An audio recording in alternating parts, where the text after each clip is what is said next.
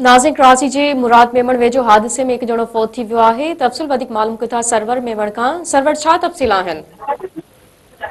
जी बिल्कुल सुबह सवेरे इंतहाई अफ़सोसनाक वाक़ियो पेश आयो आहे जंहिंमें मेमनगोज जे रोड ते डंपर जेको आहे हुन ॿिनि मोटरसाइकिल सवार नौजवान खे छिपारे छॾियो, जंहिंमें दरसानो छन्नो जो ॻोठ दुर्गवन ॻोठ जो रहवासी नौजवान शानदार जंहिंजी उमिरि 25 वरी ॿुधाई वञे थी, उहो मौक़े ते फौत थी वियो आहे। जॾहिं ॿियो नौजवान जंहिंजो नालो शाहनूर ॿुधायो वञे पियो, उहो सख़्तु ज़ख़्मी थी वियो, जंहिंखे गणती जोगी हालत में कराची ट्रामा सेंटर अस्पताल मुंतक़िल कयो वियो आहे।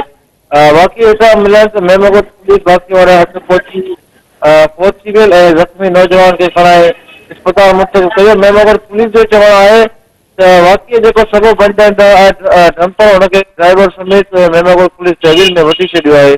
ॿी बार इहो बि इतला मिलिया आहिनि त इलाइक़े वाक़ई में नौजवान जे हादसे में मारिजण वाक़ई खां पोइ सख़्तु एहतजाज शुरू करे छॾियो आहे। हिन वक़्तु मेमनगोज जो जेको मुख्य रोड आहे, जेको मल्ली सिटी खां वञे, हुन ते रोड खे टायर साड़े रोड बंदि करे छॾियो आहे। हुननि जो एहतजाज जारी आहे त जेका डंपर माफ़िया आहे उहा पंहिंजे टूल टैक्स बचाइण लाइ लिंक रोड या सुपर हाईवे जो रोड इस्तेमालु करण वञा ॻोठनि जे लंघनि ते रस्तनि ते काई पई आहे, जंहिं हादसा रोज़ जो मामूल बणिजी विया आहिनि।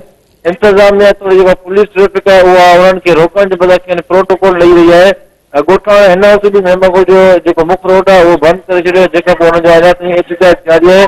जॾहिं एहतजाज मुरादो अञा ताईं ज़िले इंतज़ाम चुकियल नुमाइंदो को ॻाल्हियुनि लाइ न पहुतो आहे।